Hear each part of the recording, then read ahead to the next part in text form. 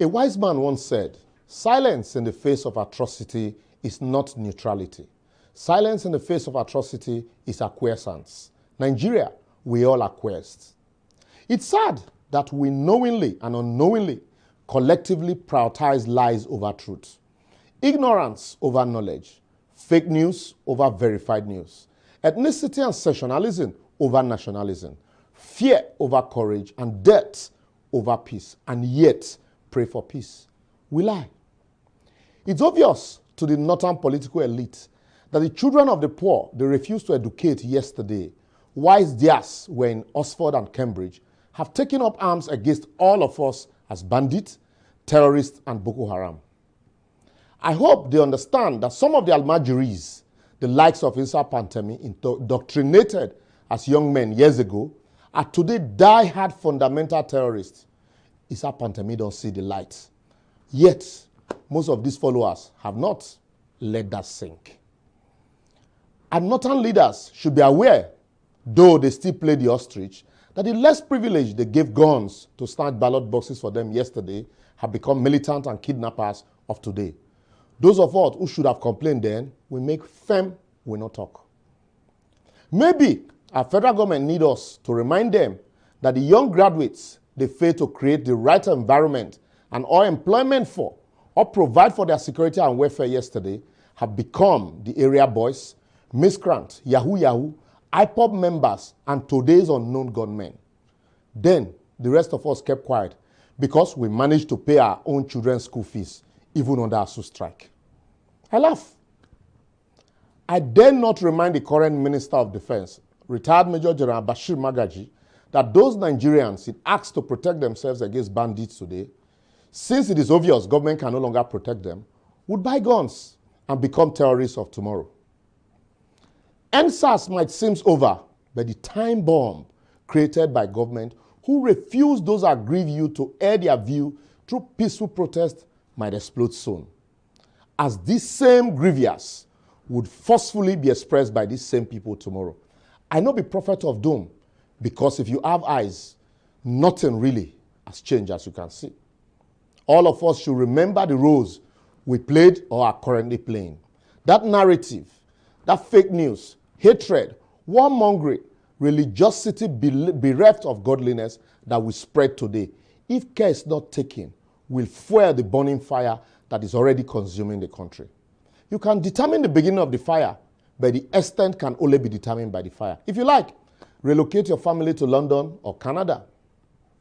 And I most often wonder how President Buhari, his ministers, governors, and the country's leadership sleep at night while the people they swore to protect are being killed in droves, and the country they campaign vigorously to govern is burning gradually, overrun by killers, kidnappers, militant terrorists, secessionists, and warmongers without any sense of urgency to arrest the situation.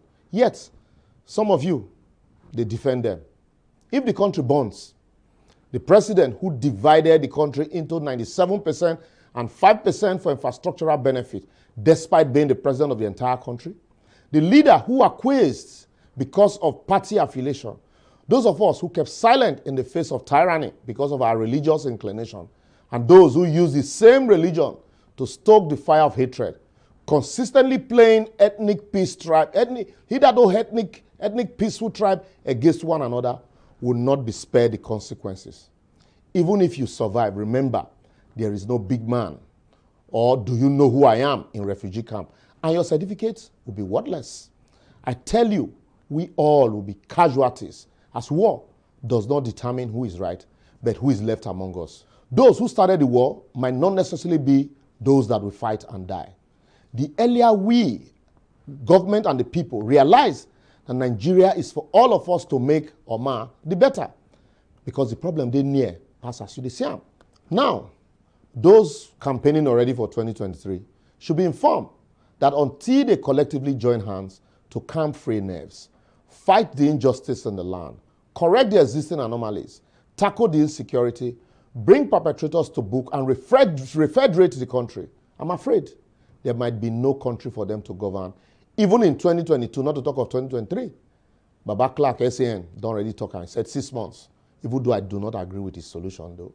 My advocacy today, therefore, would be, it is time we start taking those decisions we all collectively failed to take yesteryears and are still failing to take presently, since that is what is hurting and tearing Nigerian along the lines of ethnicity, religion, cultural, and if care is not taken, war paths. We must correct those imbalance and injustice, not through press releases, but decisive and genuine step, cum reorientation.